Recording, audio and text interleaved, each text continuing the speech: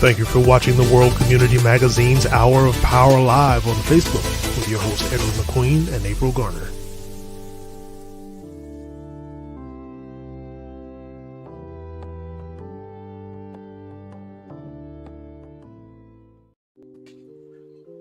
All right, good evening. We're live. It says live. Hey, we're live. You got to be live when you want to talk about scholarship money. You got to find it. We got to find those resources. Do we have April? Say that again. What do you think? We have to find those resources, right, for scholarship money. Yes. Got to find. We have to find that extra money to pay for college expenses. And we have some beautiful people here to talk about how they're willing to help our students excel and be basically worry-free if they can help it with these wonderful scholarships. Right, and they don't have to, we're not talking about any high gas prices, which is almost $4 a gallon. I had to bring that up. Over $4 in certain places. Oh really? Yes, already. Man, that doesn't and sound. It's going to get worse. That doesn't sound good. Nobody gets raises and all that kind of stuff. But anyway, so again, you mentioned some beautiful people that we have compiled and ready to be better informed or a bit informative of what's required, some of the requirements for scholarship and what's available out there. Okay, some of it may be just a reiteration of last year, but nevertheless, that's the importance of it, is that it's continuing to go on. Scholarships availability, and there's some real money out there. So April, you want to let the audience know who we have and so forth? Absolutely. Well, we have Mr. Thomas Latimer, who will be here to talk about the scholarship that he coordinates annually. We have Mrs. Marjorie McIver, the icon. You know, I always call her the icon. She's here today to talk about a brand new scholarship, the Mac Win Scholarship. Yes. And then we have Tonya Pickett with Horry County School District, who is also a Whittemore legacy. And she will be here to not only discuss these scholarships, but to talk about the best practices for applying for scholarships. And she will tell us all what we need to know to make sure that we are completing the applications correctly, to make sure you don't miss out on any of this money. So, Brother Edward, who do you want us to bring on first? Say that again. We got to find that. We got to get that money. That's out there. Yes, it's absolutely. Out there. Absolutely. So, am I bringing them all on at one time, or are we bringing one at a time? I'm following your lead. Yeah, let's be fair. Let's bring them all at one time. Can you all right, that sounds good. All right, so we have Ms. Marjorie McIver, Mr. Thomas Latimer, yes, and Ms. Tonya Pickett. How are you all this evening? Wonderful. Great. How are you? Everybody. Well, that's great when we hear everybody. Isn't that beautiful? Yeah, beautiful. Yes. Speaking of beauty, don't we have two of the great? No, I'm not excluding you, Tom, but you got two. We got two, and I won't go any further. Leave my brother Tom out. All right, but he's got a message for us about some scholarship.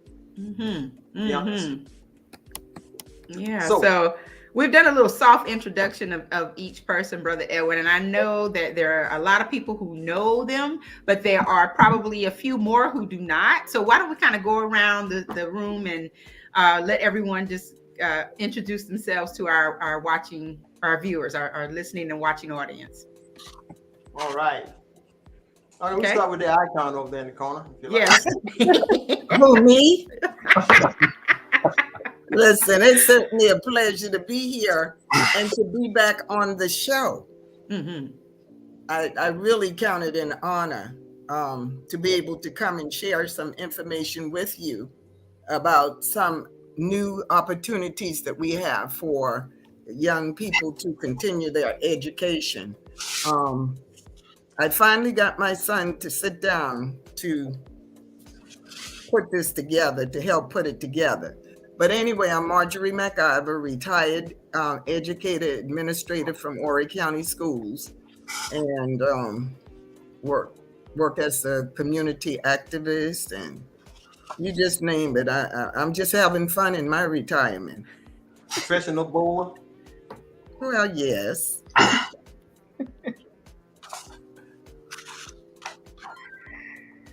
Is there anything Okay. else you need to hear? Yeah, Brother Edward, yeah. Okay, What is- we're going around clockwise. Yeah. Okay, Brother Tom. Well, greetings, everyone. I'm so blessed to participate in this this scholarship endeavor. I graduated from Whittemore in 1968, and so I've already had my 50th year reunion, and I think the cause that we participate in is just so wonderful. And I have always participated in the scholarship drives, but I said in 2014 when my brother Dennis died, my other two brothers, Greg and Frank, decided, why don't we do a scholarship in his memory? And so we have done that. We started in 2014, and I was thinking we only have done it 7 times, but one year we did 2.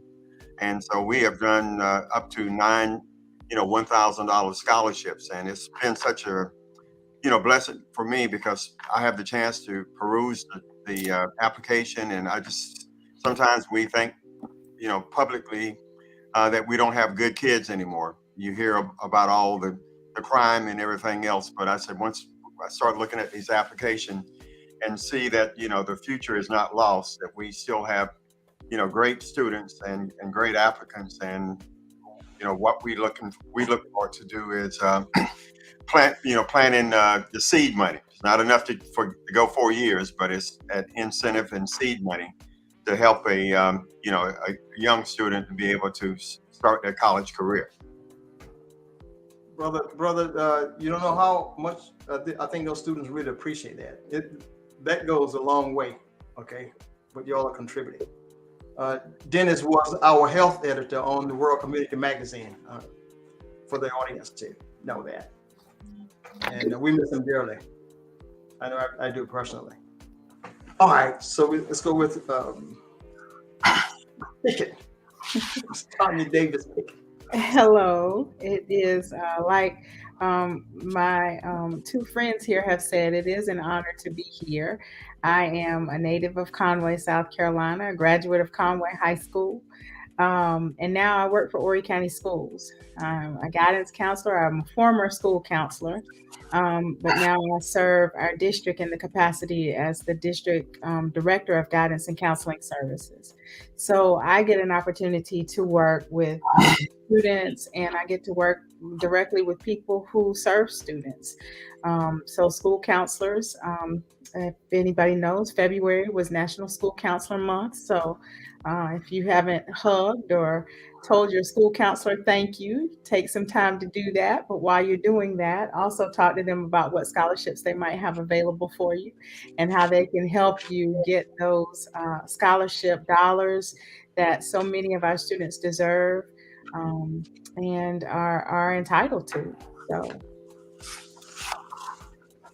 Absolutely. Yeah, we certainly appreciate that. And I'm sure all of you can attest that there's a great amount of money out there that I'm not, it's I don't want to use the word hidden, but it's there where it takes a significant amount of effort to retrieve, just or unjust. We just have to deal with it, in getting them. So April, you agree with that? April, April is an educator, or an educator also, continues one, or at Horry Georgetown Tech. You mind me saying that? You don't mind me saying that? Yeah, I mind you saying that because I'm not at Horry Georgetown Tech anymore. I said that's what I'm saying. I said you were. Yeah.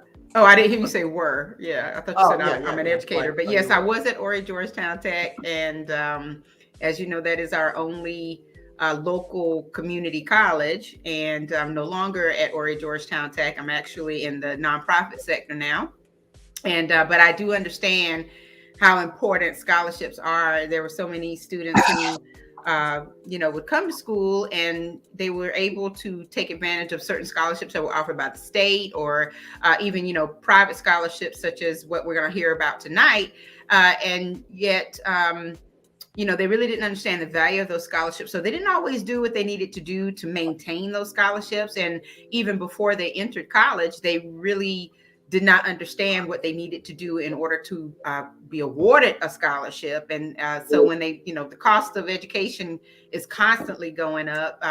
If you can pay for tuition, you can barely pay for books and a place to stay on campus. So, and that's why scholarships are so important. And it's, just really important for not only the students, but mainly the parents to be tapped into all of these scholarship resources, because students, I'm sure Tonya will attest to this, they get that information or they receive that information all the time from guidance counselors, but I don't know that the information ever makes it home. And so parents will play a pivotal role in that, because if the parents understand what the students need to do to complete the scholarships and to make sure that they're accurate and that they're getting them in on time, there's a better chance that they will be, at least considered for the scholarship. So I can't wait to, get into that with Tonya a little bit more and talk about the criteria for all of the scholarships that are represented tonight. I think it's a wonderful thing, but I think it's even more beautiful that it's, it's coming from the Conway community, from Whittemore alums and, Whittemore legacy, and people who are connected to the Whittemore history, even if they did not attend Whittemore. And, that's the beauty of it all, because it does take a village. And so we're all coming together tonight and we're disseminating some great information, and we'll have more information to come later on. So, Brother Edward, you want to get into the different types of scholarships that are offered tonight? Well, let's let our guests elaborate on those. Starting with the icon. The icon always has a vast treasure of information. Well, I can only go back and reflect on my early years in Conway, coming from the holy city of Charleston, South Carolina, known as the Geechee from Charleston. When I planted feet on this soil, I planted feet running. So early on, as a teacher at the former Whittemore High School, I taught French and English. I became so connected to the community until folks were saying, are you going to stay in Conway? I loved it. Just loved it. Planted roots, had 2 children, and just never looked back since. My early beginnings with the scholarship program and the Whittemore Alumni Association started when we had the Whittemore Bowling League. We actually had a bowling league named Whittemore. Wow. Oh, really? Yes. And what we did initially was that we donated some of our proceeds to the Whittemore Alumni Association for scholarships. I think we started out like $500, and then when we no longer had it, and probably some 20 years ago, I thought, and I really hate to say this on the air, but I'm going to say it because y'all said I'm an icon. So I think I can take whipping that I'm going to get from this. I would, get folks, when I did my birthday parties and birthday gatherings, people gave gifts. They were beautiful gifts. Don't get me wrong. But I just didn't have space to put everything that was sent. So I said, you know what? Maybe this is a good opportunity to turn this around. So instead of getting gifts, I asked the folks, would they be willing to contribute funds, monies, and those would go toward the scholarship. And we've been running with it ever since. The past 2 years, COVID still did not stop us. We had the drive-throughs for the past 2 years. So we were able to, generate a few dollars from that. But then this year, my son finally got a chance to sit down, and I held him down until we completed the criteria for this scholarship. And it's called MacWin. I can give you a background on MacWin. Mac, Marjorie, I will not tell you what the A stands for because that's my middle initial. And the C, my maiden name, Coakley. And the Win is Winston.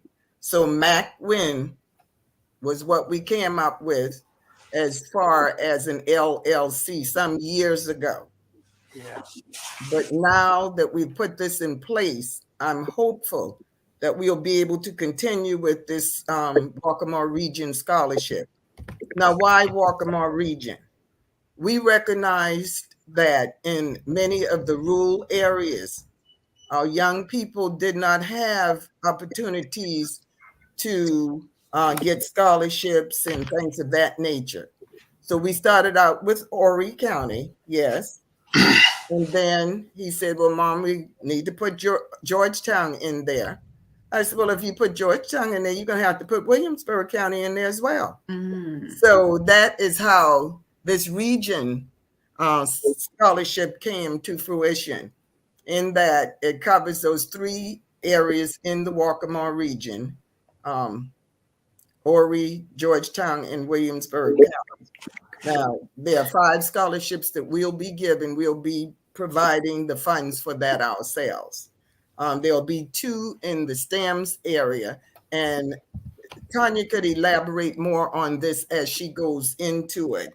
But 2 in the STEMS area, that's math, science, computer, health science, sports medicine, and computer science and things of that nature. And there'll be 1 in the field of education. Any young person who wants to pursue a career as a teacher, an educator, in whatever manner. And then we have a pre-law. Now, what is probably not as clear in our description is the fact that we would want somebody to go into the field of law. Now, there are ways, and Tonya can share with you how you get there, what undergraduate, career path that you'd probably need to take. And then we have the Emmanuel Nine. This Emmanuel Nine scholarship has been in existence since the year after the tragedy.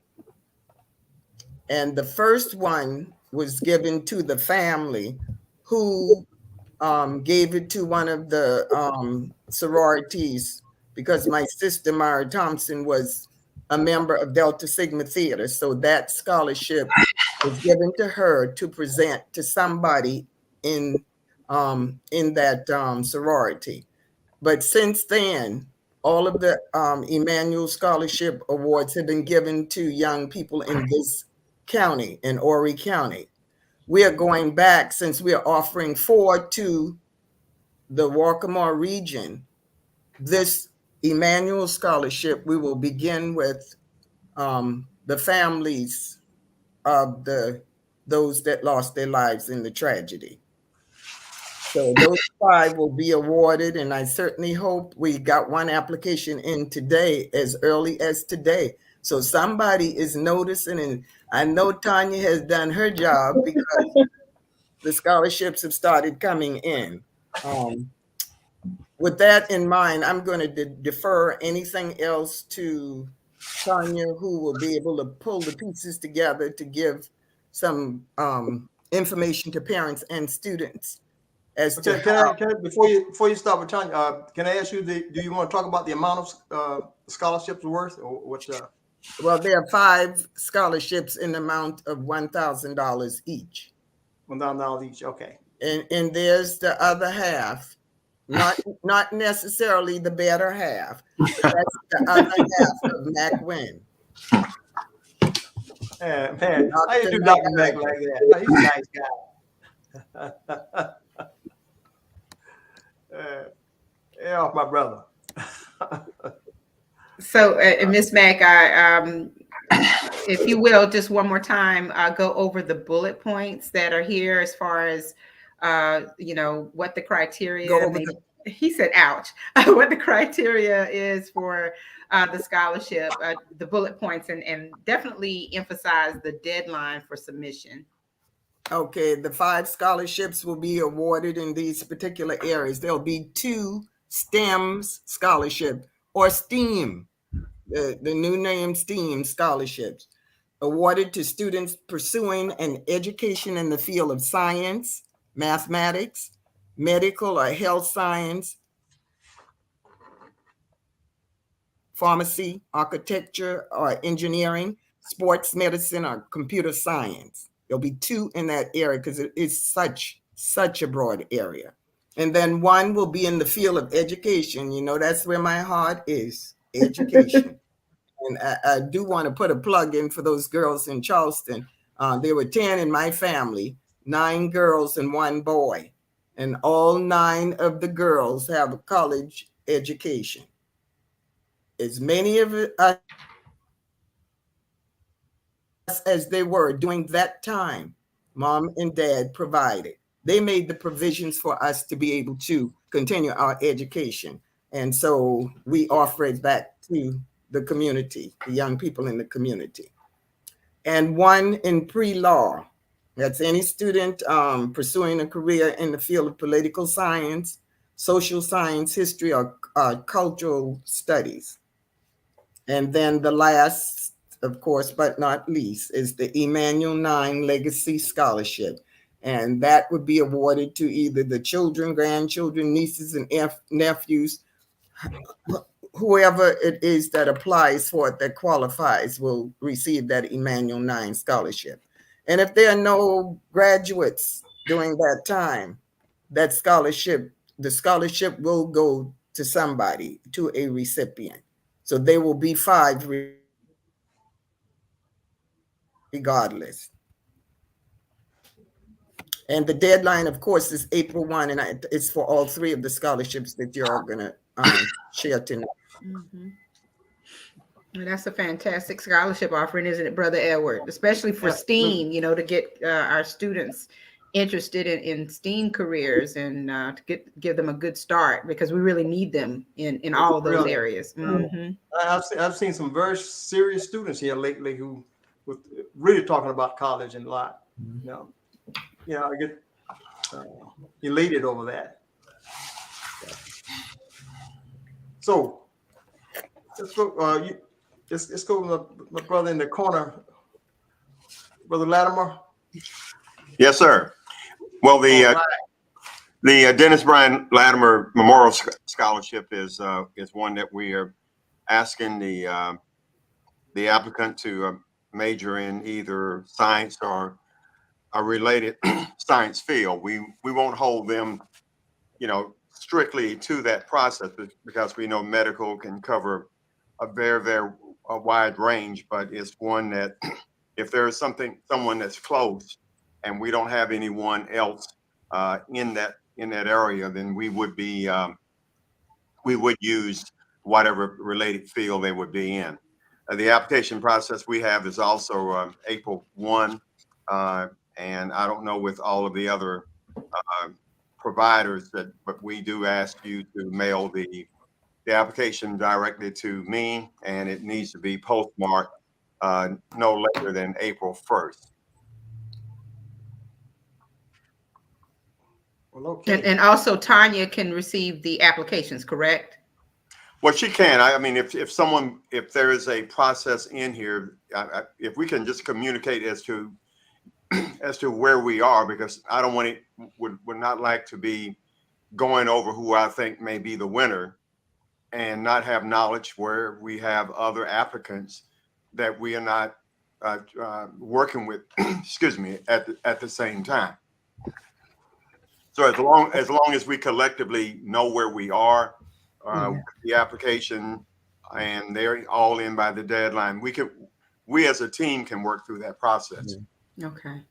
And the reason why I brought it up is because I know that Tonya has already disseminated some information to her guidance counselors. And so if students are applying, they're probably going to more than likely apply directly to their guidance counselor or through their guidance counselor, or direct them to Tonya. So, and I'm sure she'll get them to you in a timely manner, but just wanted to, make sure that's clear, that they can mail them directly to you. And is it on the application as far as where they can mail them? It is. Okay. It has my address here with that. And I would always encourage, some of the applicants not to, sometimes we get somewhere they spent $25 to overnight it just to have it in. So I encourage anyone that would be interested in that is just, just use regular mail, but, get it in time so that it will be postmarked. As long as it's postmarked by April 1st, we're good. I don't have to have it in my hand by that time, but if it's postmarked by April 1st, that's the only requirement we have for that. Okay. And let's explain. Let's talk about the amount. You didn't mention the amount, did you? Sorry, I do apologize. The amount is $1,000, and normally we only give one. But one year, probably 3 years ago, we had 2 applicants that were just, they were just absolutely winners, knocking it out of the park. And so we awarded $1,000 to each of those 2 applicants. Okay, all right. All right, Hope everybody's listening to that. Yeah, let's explain who's on the slide. Miss Sonia Ford. Right, that's my sister-in-law, and Frank and Sonia may be working with us on this either this year or in some of the future scholarship programs we have. Okay, awesome. All right. So there's a question from Ms. Dorothy Reeves. Are the applications electronically available? I guess I can speak to that. I have sent out electronic copies to all of our high school guidance counselors in the district. And by all means, if anybody needs them directly, you can email me and I'll be happy to email you a copy. They are scanned and you can just print them out and fill them out, or you can use a PDF editor tool and just type on them and send them back electronically if you'd like. All right. See, this is a wealth of information that we have and that we're dispensing, to our viewers. And I'm really glad about that, they don't have to pay for it, right? You know what I mean? Right. So, right. We've gotten that information into the hands of all of our school counselors. And I want to plug the team of school counselors that we have in Horry County Schools at our high school level. They all want students to be successful and they want them to have those opportunities. So they work tirelessly to get that information out to students. And they work very, very hard to meet students where they are. So one thing I would encourage parents to do is to find out where your students are. Are they checking that information on their school websites? Some of our schools use text engines like Remind 101 or Bloom. Some of those schools use a Google Classroom where they post that information. Kids are aware of how to use those resources to find that information, but sometimes our parents aren't. And so I just want to encourage you as parents, if you're listening tonight, please take some time. Ask your students, what are the scholarship offerings this week? Has your school put anything out? Take some time and go to your school's website and click on the guidance tab and see what they're posting, because I guarantee you they're putting that information out there. They want students to be prosperous. They want them to have all the resources that they need to go to college. All right. Can you, if you don't have any questions, April, can we go to a commercial break? What do you think? Yeah, in just a moment. I think Ms. Reeves is also asking for email address. Maybe she wants your email address. Tonya, is it okay to share that? Yes, I'm tpickett@horrycountyschools.net. Pickett. Yep. Mighty. In April, the applicant that sent it in today called me, but she did not have my email address. So I need to share that as well. Okay. I don't know if you want me to put it in the chat or just say it. Either way, whatever's easiest for you. Yeah, I can. Yeah, we can go with it. All right. MC@sccoast.net. That's 2 MCs. Got it. MC.Iver at sccoast.net. Exactly. There we go. All right. That's awesome. So, Brother Elwood, you say you want to go to a commercial break? All Think Yeah, it's a we can good go. time? Yeah, we can go Yeah, to let's do commercial. that. Oh, wait a minute. Tanya wants to say something. Go ahead, Well, Tanya. I wanted to talk just briefly or introduce briefly the Whittemore Alumni Scholarship. And that's the third scholarship that we're talking about tonight. Right. And that one goes to a family member, descendant or family member of a Whittemore graduate.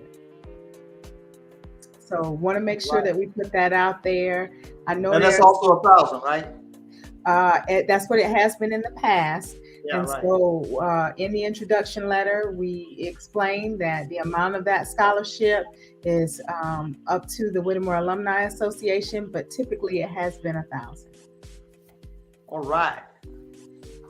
Hey, we're talking about all this money is going floating around. Hey, we better hurry and go to a commercial, man. 'Cause wait, you know, I might apply for a scholarship You want to go back to school, Brother Edward? for that kind of money. You have to have grades, good grades too. Well, You heard that's a downer. That's a downer. No, that keeps you on your toes. That's right. That's what she meant. Try to tell me my C won't be good enough. That's what she meant. Well, when we come C back, plus. you said your C won't be good enough? Yeah, on my C plus. Wow. Ooh, okay. All righty then. Well, when we come back, we'll take some more questions and comments from our audience. Dr. Mack is laughing at you. I know he's laughing really hard at that. And if you have any questions or any comments about any of the scholarships that we're talking about this evening, now is the time to ask your questions. And I have a question, and I'm sure Tanya can answer it, and I know Ms. Mack or Mr. Latimer can answer it too. But sometimes students wonder, well, what qualifies me for a scholarship? What are they looking for? So when we come back, we'll talk about that a bit, and then do just a quick recap of all of the scholarships. So make sure you have pencil and paper, take notes. Yep. This is good stuff. You don't want to miss it, and we'll be right back.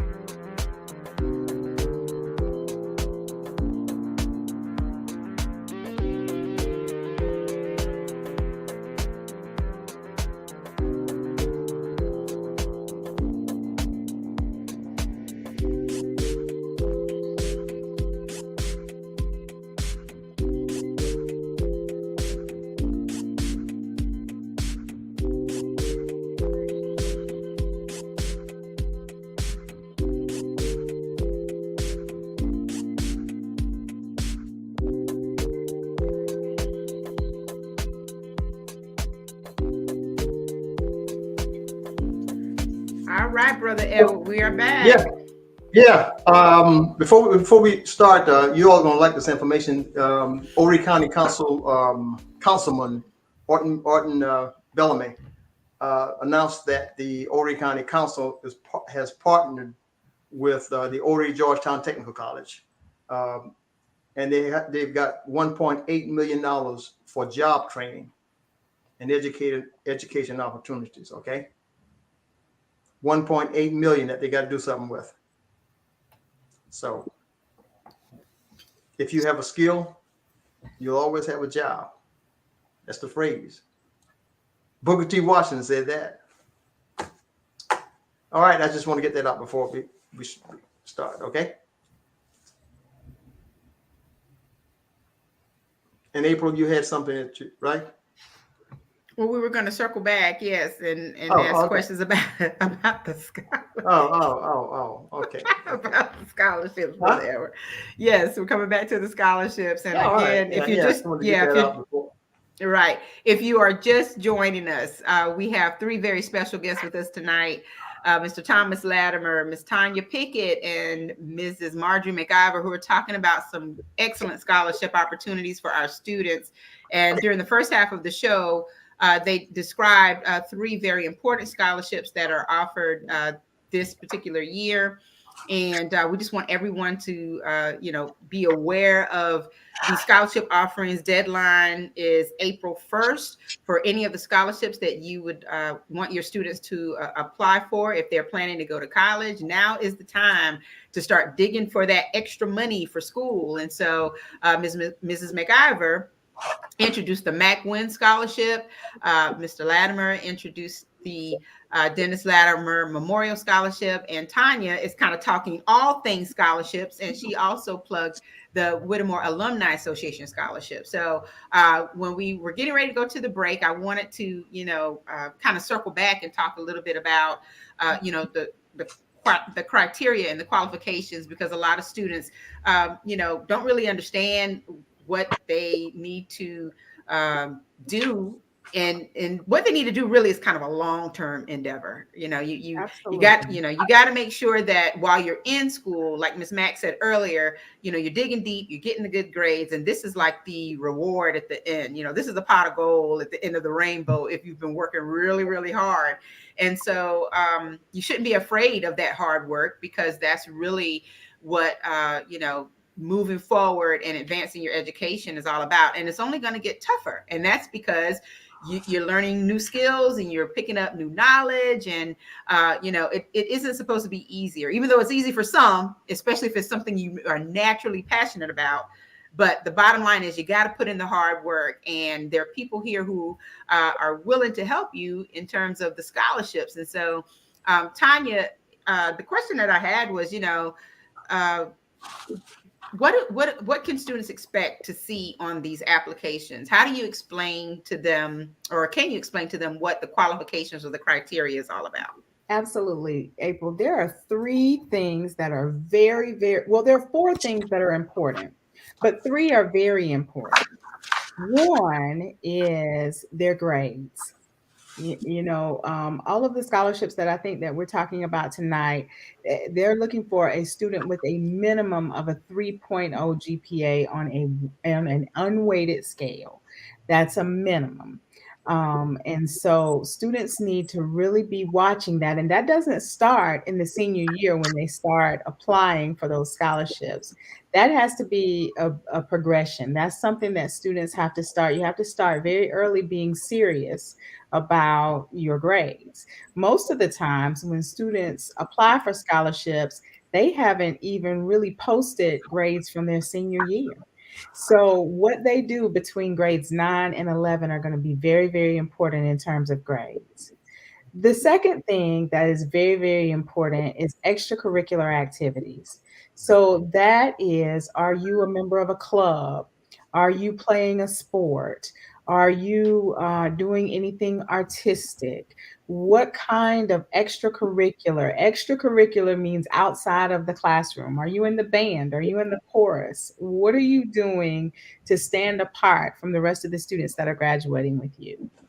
The next thing is something that we're trying to really instill in students, not just to get scholarships, but just to be good citizens, and that's community service. That volunteerism. How are you giving back to your community? Because when Absolutely. people are giving money away, they want to know how they're going to get a return on that investment. Are you somebody who is investing in your community and doing things? Are you holding a part-time job? Are you a member of your church? Do you do what everything that you do, you need to tie it back to grades, community service, and extracurricular activities. The fourth area is something that we have kind of tied in with grades in the past, and it's important. But I really think things are shifting, and I think COVID has made a difference. It's shifted, and it's not as important as it used to be, and that's the test scores. SAT and ACT. What we find is that in this post-COVID era, a lot of schools are doing what's called becoming test optional. And that means that because we couldn't get kids in large groups to sit for SAT and ACT and SAT testing, that schools are using multiple measures to identify students for admissions and for scholarships. So it's important, and you should definitely try to increase your test scores. But if you're honing in on those grades, those extracurricular activities and community service projects, those things are going to set you apart from the rest of your graduating class. And so, on all of these scholarships, you can expect to see a portion on those four elements. And we're really just kind of screening students and separating students based on those elements. Mhm. And I know, Tonya, you talked about in an earlier conversation how important it is for the students and the parents to make sure that those applications are complete. So That they are tell complete. It is so the important. complete story.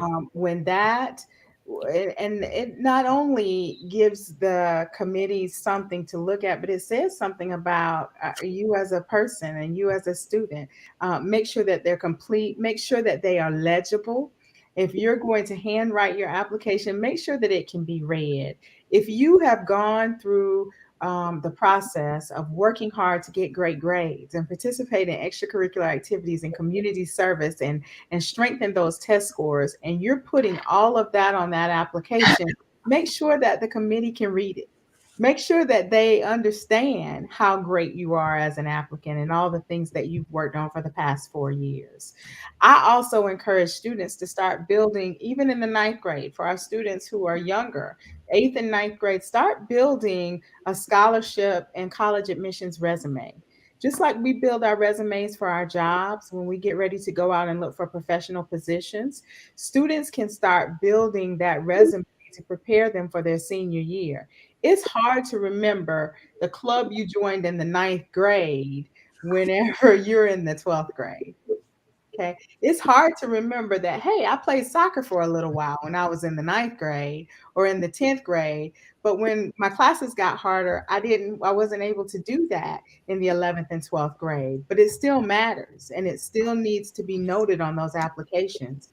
It still sets you apart. And it doesn't matter how big or how small that commitment is, it's a commitment that tells us something about you as a student. If you're an usher at your church, or you sing on the choir at your church, or you show up to do cleanup day at your church, those are community service activities, and they need to be noted on your application. So start organizing yourself, maybe in the eighth or ninth grade, a resume to help you keep up with all the things that you do. And your school counselors can help you with that. We've shared my email address. If you don't feel comfortable asking that person at your school for that, email me. I'll be more than happy to help students in our community with that process. So Tonya, I guess, Mac. go ahead, Ms. Mack, go ahead, Yeah. sorry. Okay, another component which we look at because it does have some bearing is that financial family finances.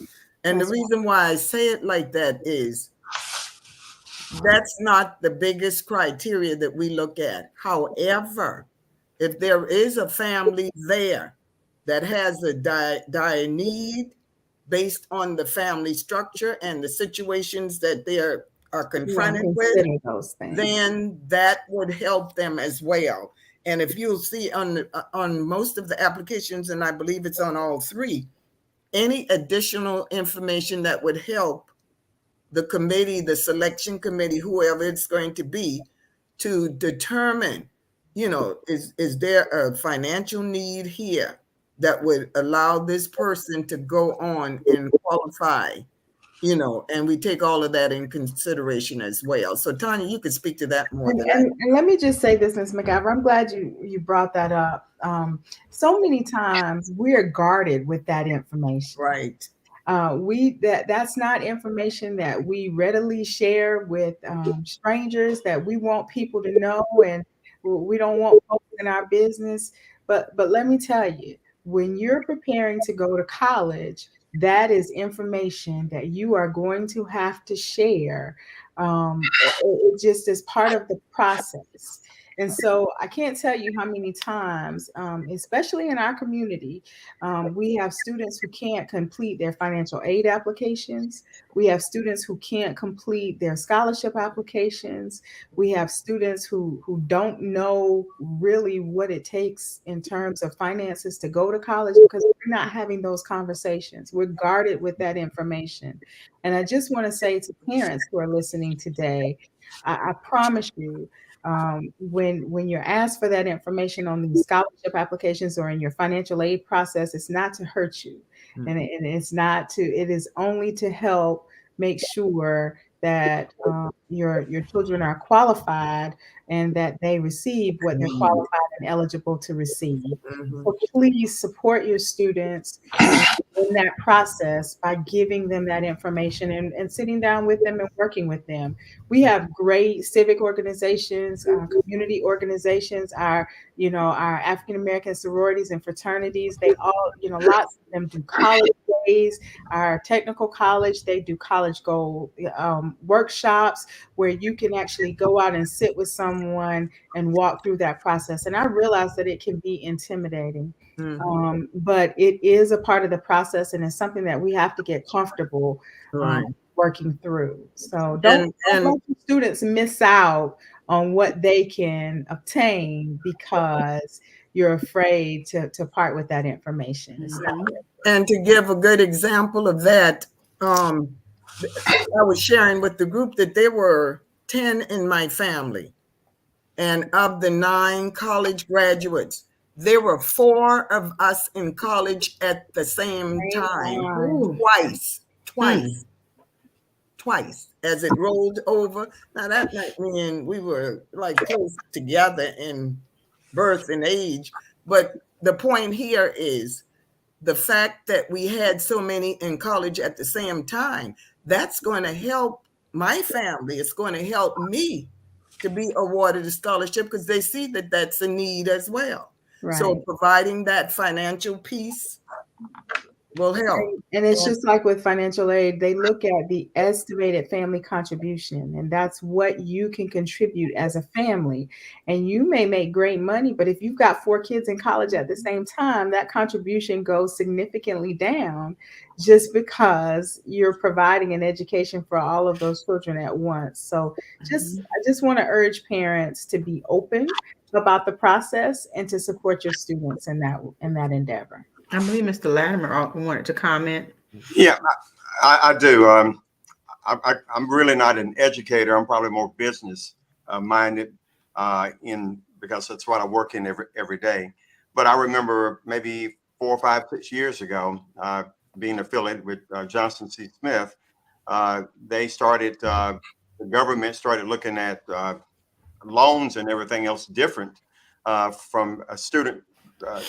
Or could just apply for it and get a loan. And then when they started looking at their parents' financial applications and status, that we ended up having about 300 students, and some of them were seniors at Smith, that their not scholarship, but their loans were disapproved, and we had to do an emergency gap fund to try to bridge that part. So I think it's an encouragement for us to tell parents to look out where you are for your students, to try to help them with their scholarships. But again, most of our scholarships that we are participating in is seed money. It's not one that if you go in Right. where you're going to pay $30,000-$40,000 a year, that's where we are with this process. But I want to encourage parents, to, be careful with your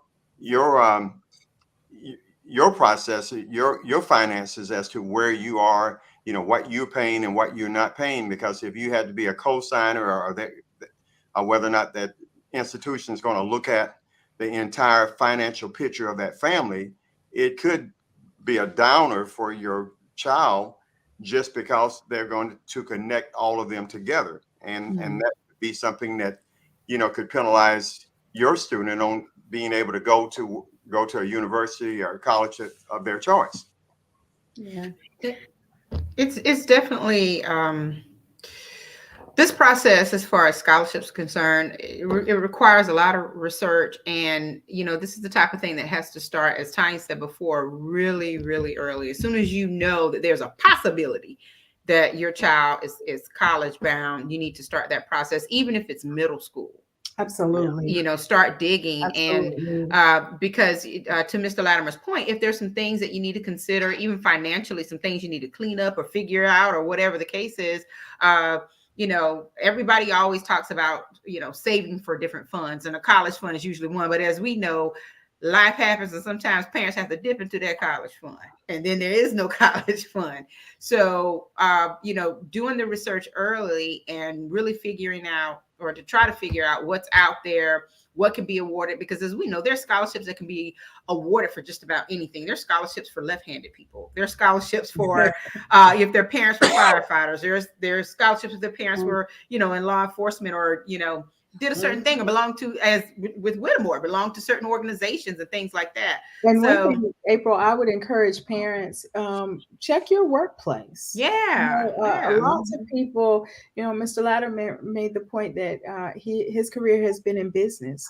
A lot of businesses offer scholarships to the children of their employees. Or some kind of tuition assistance. And so just check with your workplace and see if there are scholarships that are available for families of, of their employees. There's always, possibilities. But Mr. Latimer is absolutely correct.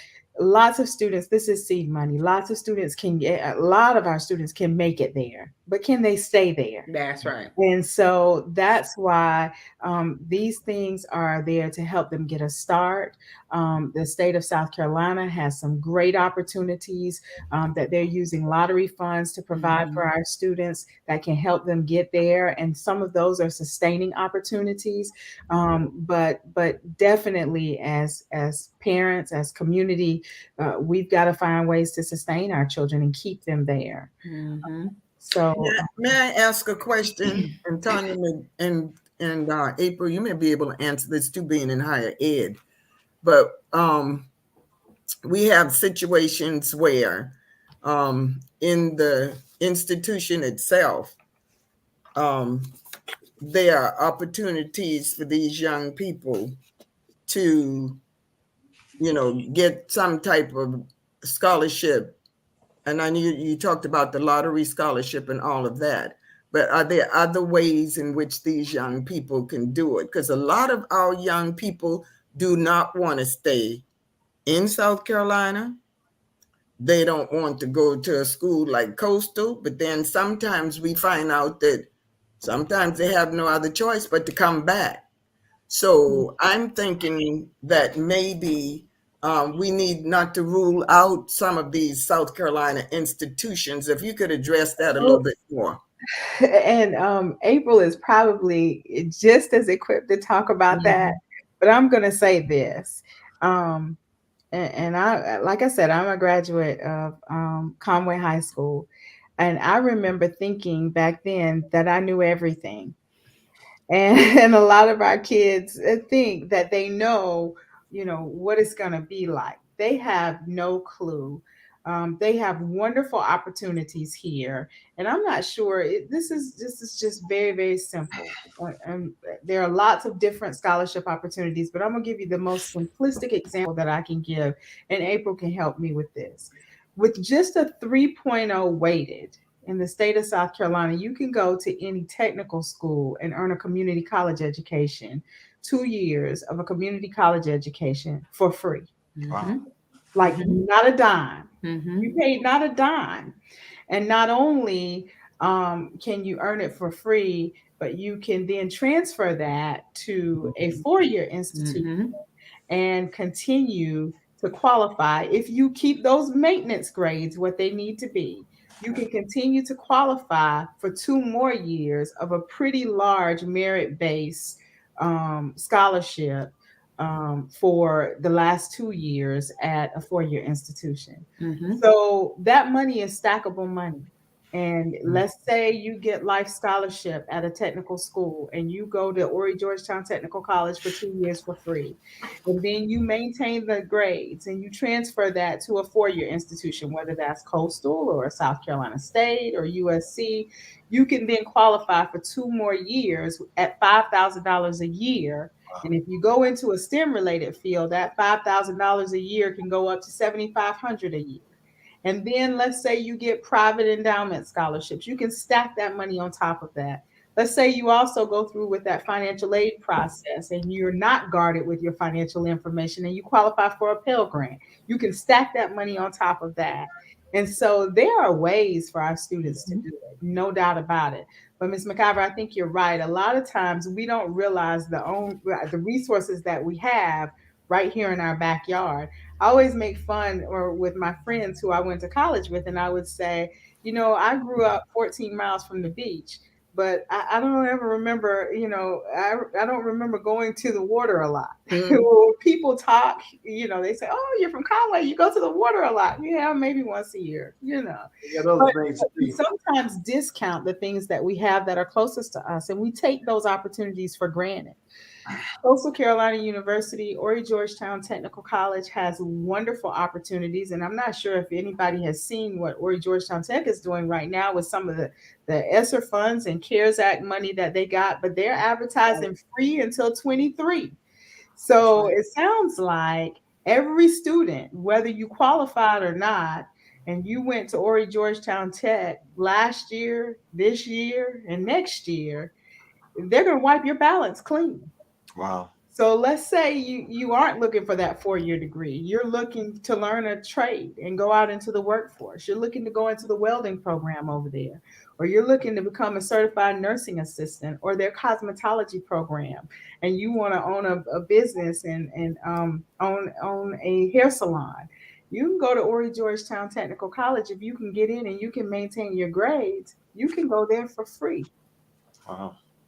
So there are definitely opportunities for education. We just got to be open about what they are and be willing to take advantage of all of them. I think one of the biggest hurdles that we had to face whenever I worked in community college, career choice, career development process with the students. Absolutely. You know, we talk about all of the wonderful opportunities that exist, STEAM careers, you know, careers that are more rooted in the trades and things of that nature. But the reality is that a lot of students aren't considering those types of careers. And so they're leaving a lot of money on the table. And not only that, they don't realize that they are sometimes selecting careers that aren't as sustainable as they think. You know, they want to get into something that sounds glamorous and sounds like it's, you know, it's going to be, I remember there was a card wall at the college that I used to work at. And that card wall pretty much had like every major that they offered, every associate degree program, certificate, diploma program.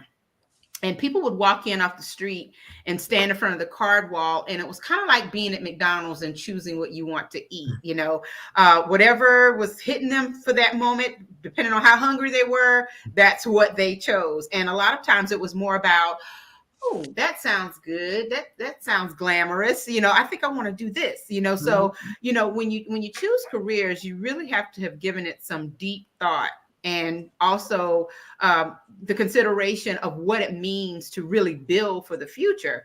And a lot of times students will choose careers because they think it's going to be a big money thing and it's not that hard, or everybody's doing it, and they haven't really explored their passions, their desires, their goals. And so, one of the things that needs to happen with students is more discussions.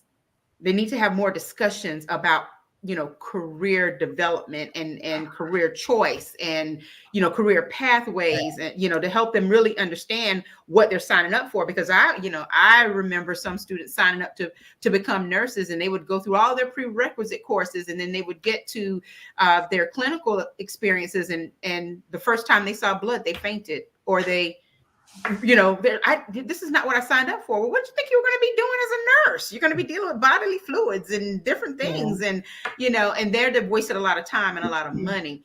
So parents, as you're even thinking about all of these scholarship options, really have some deep conversations with your children about career options and career choices. And it's not, picking a career for them, but it is guiding them in an educated way to say, okay, if you decide to go into IT, you will always have a job. Absolutely. If you decide to go into the medical field, you will always have a job. But if you decide you want to be a business owner, like a lot of students say, I'm in business administration, I always ask the question, what does that mean? What exactly are you going to do with it? And they can never tell me what they're going to do with their business administration major. And I'm thinking, you don't even realize business administration is everything. It is, you can use business administration anywhere, and so, but just really having those pathway conversations with students is really important. And I think if you start layering those kinds of talks with the opportunities that exist and the money that's out there for it, you pretty much have like a no-brainer as far as what you should do. But, just make sure it's rooted in also that student's passion, so that they will persist and they will complete those programs. And, Tonya was talking about all of the other scholarship opportunities that are out there. Ms. Mack said it first and best: grades, grades, grades. It makes no sense for a student to enter a college on a Hope or a Life scholarship and they can't maintain at least a B average in college to keep that scholarship.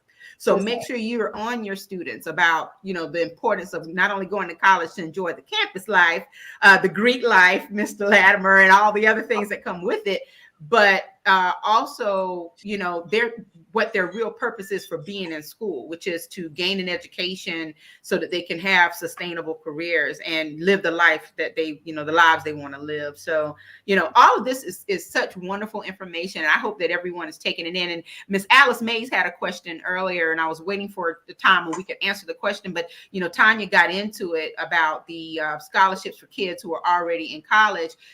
Definitely talk. I don't know if your child is already in school or about to enter school, or, if you're looking down the road about the help that they could possibly gain. Mm-hmm. But to Tonya's point, look into those Life and Hope scholarship opportunities. Also applying for financial aid as early as possible, so that you can get in on all of those need-based grants as soon as you have completed your tax information, because you're going to need that information for the FAFSA. Make sure you are applying right away. Don't wait until it's May or June to think that you're going to get all of the financial aid that's possibly available. Apply for it as soon as possible. And I believe the financial aid period usually opens in about February or so, or something like that. Be the first in line with that, because you will be able to get maximize your chances of getting as much money as possible. And for students who are already in college, definitely make a relationship with your school's financial aid and scholarship office. Mm-hmm. There are scholarships that are there that they post. And so I would encourage those students, if you're on a college campus, make sure that you stop by that financial aid and scholarship office and you look at what's available. Because they institutions have private scholarships that they will post. I know one of the things I've had the opportunity to do is to do some advisement for the Horry County Higher Education Commission as they work for scholarships, to come up with scholarships for Coastal Carolina. But those are all they do, you know, private events for that particular board of people do private events. They fundraise and they come up with ways to use that scholarship money. And so all of that is funneled through the Scholarship and Financial Aid Office at Coastal Carolina. So I would encourage students to definitely pay attention if they're already in college to that financial aid office and see what they're posting or what organizations are funding scholarships for the college that they're at. May I say something? We've got a lot of kids that sometimes forego their education, their grades in school, because they want to work. Now, Tonya brought up a point. If I work for McDonald's, then I'm going to go to that person at McDonald's and find out, look, I'm getting ready to graduate. Absolutely. Is there something that you can do to help me to get into school financially? And that holds true for all of the jobs that you parents have. Go to your employer. Absolutely. Find out if there is something there. And I can tell you, local, from the corporate office. That's right, from their corporate headquarters. And I can tell you that right now, businesses are starting to provide some of those perks just to maintain workers, and get a good quality workforce within their business. They're having to bring in some of those perks like post-secondary, educational funding or flexible hours so that students can maintain that job and still go to school. So definitely, if you're a student with a part-time job and if you work for Chick-fil-A, ask Chick-fil-A if they have a scholarship program for their employees. If you work for McDonald's, ask McDonald's if they have a scholarship program for their employees. If you work for Food Lion, ask them if they have a scholarship program. And they sometimes will do management trainee programs that includes post-secondary education where you get the scholarship and an opportunity for a job once you graduate. So it's definitely worthy of having those conversations. I just want to speak to one point that you made, April, when you were talking about having those career development conversations with students so that they're able to make good choices about what they're passionate about and what their skills and their strengths can lead them into as a career. I think that is so on point. And the other thing I just want to add to that is have good financial sense conversations with your students. Sometimes I don't think students know or children know what we pay the person who comes to fix our air conditioner. We cover those things because we do that as parents and it's our responsibility. But they don't know what we pay the person who fixes our car. And so part of that career development conversation is having real number sense conversations with our students about what occupations are getting paid just because we know what we're paying out as parents or as citizens. And so I don't think our kids know that they're leaving that money on the table with that community college education and those opportunities because they've never had to deal with it. Right. So, I'm going to say one more thing, the soft skills. In April, you talked about this, and that's another show. Yes, ma'am. That's another show. But let me say this. If I had a child who worked at McDonald's, I would make sure that those soft skills are there, their attitude, their behaviors. I mean, that they are probably the most pleasant thing that somebody would see when they get to that drive-through window or when they come inside the business. Because those soft skills will take those young people further sometimes than the grades that you have on those report cards, those progress reports. So And I just want to encourage parents and students to understand that written communication is an extension of the soft skills. When you turn that application into us, or you turn that application in for that scholarship, how well it's written, how well you sell yourself, check it for errors in punctuation and grammar, and make sure that it's legible, it's complete. Those are soft skills. Those are things that people are not going to expect to have to train you and teach you when you get into the workforce. This is some great information, Brother Edward. I'm serious. Look, I just want to put a plug in for the possibility of, and Ms. McIver, you can do a follow-up on this, on the summer jobs program that could further assist those who've got scholarships.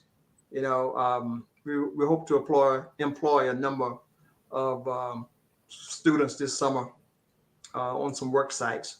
So I don't put that plug. We haven't done the complete logistics yet, but it's the intent there, and we're planning.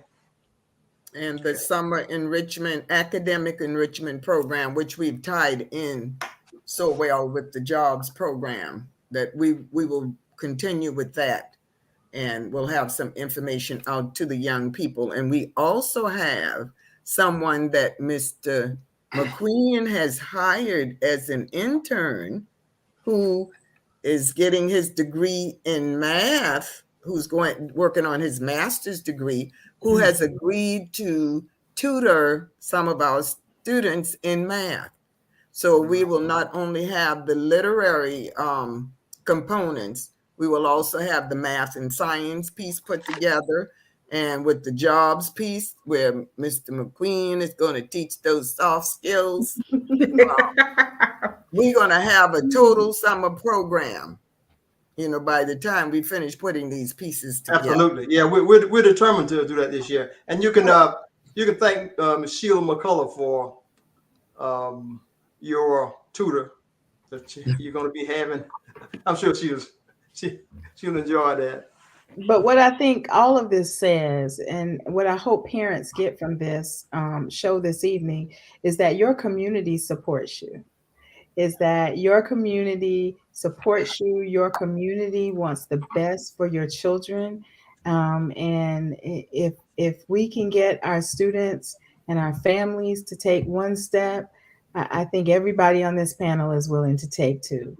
So we love your students. We want them to be successful. And I think we have some great people working in our schools to help that happen. But your community wants you to go far. Because that helps all of us. Absolutely. Okay. Absolutely. I mean, that helps all of us. Absolutely. That's one of the first steps in cutting down on crime in our neighborhoods. Absolutely. Oh wow! Now this has been what do you call this, Ms. Mac? What we've had today? Education. It's been enriching and empowering, and I think that our viewers have gotten a lot out of it. We had some great questions, introduced a lot of wonderful information, and this shouldn't be the only time. I mean, it's just March. We probably will need like an update show at some point. Maybe as we get a little closer, actually through the rest of March, Brother Edward, we can continue to mention the scholarships because the deadline is April 1st. Deadline is April 1st, and they will turn it into their counselors, and they will send them to me. I will screen them. If there's something that they're missing, I'll reach back out to the school and try to get that corrected and encourage students to get that corrected. I will work with Mr. Latimer and Ms. McIver that if I receive applications, to get them into the right hands, to make sure that students are considered. And all three of these scholarship applications, they have done a great job of making the applications very straightforward and simple. If you can fill one out, you can fill them all out.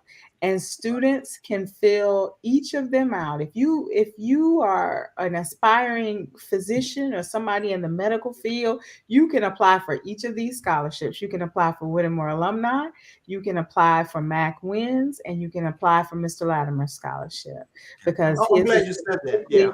his is specifically aimed at students who want a career in medicine or science. If you are looking for a career in education, you can apply for Whittemore Alumni and Mac Wins. If you are looking for a career in pre-law or the social sciences, you can apply for Whittemore Alumni and Mac Wins.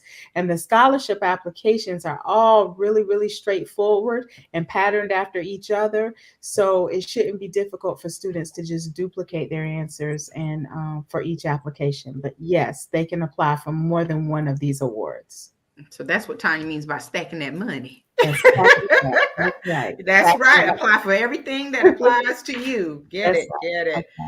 Well, this was a wonderful, wonderful show, and great information. And again, we'll continue to plug all of the scholarships, and maybe even bring you back for an update. I think it would be wonderful at one point or some point to feature some of the winners, and because we do that in the magazine as well, and maybe have them talk a little bit about their career goals. And just certainly appreciate having all of you here. Mr. Latimer, keep up the good work, and with your memorial scholarship, and I think it's wonderful. And of course, Ms. Mack, thank you, and Dr. Mack, for introducing a brand new scholarship that is, absolutely. that is, STEAM in nature. That's just another way to encourage our students to get involved. And Tonya, of course, it goes without saying that you're doing some wonderful work in Horry County schools, and thank you for bringing all of this information to all of the guidance counselors. They can't say they didn't know because Tonya told them. So okay, yeah. So again, thank you all, and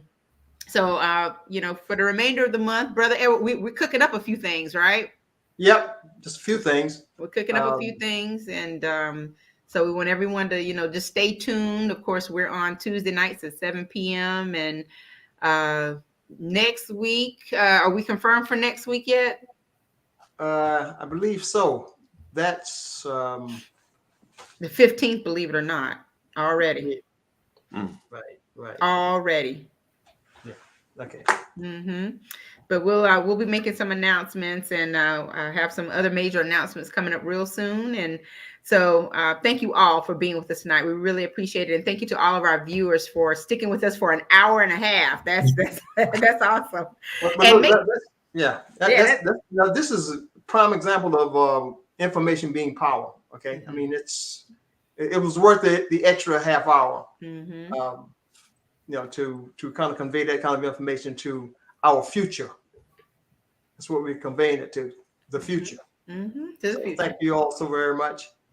As far as I'm concerned, you're all icons, right? Absolutely. We're going to save that for Miss Mack. I think you say that. I used to be offended one time. I thought they were trying to tell me you old, but that wasn't. And that's why I deliberately got dressed up for this broadcast tonight. Well, you look fabulous. Absolutely. You're fantastic. Yes, absolutely. Well, thank you all. And we hope that everyone has a great rest of the week. Thank you. Bye, guys. Y'all take care. Bye. Thank you for watching the World Community Magazine's Hour of Power Live on Facebook with your host, Edward McQueen and April Garner.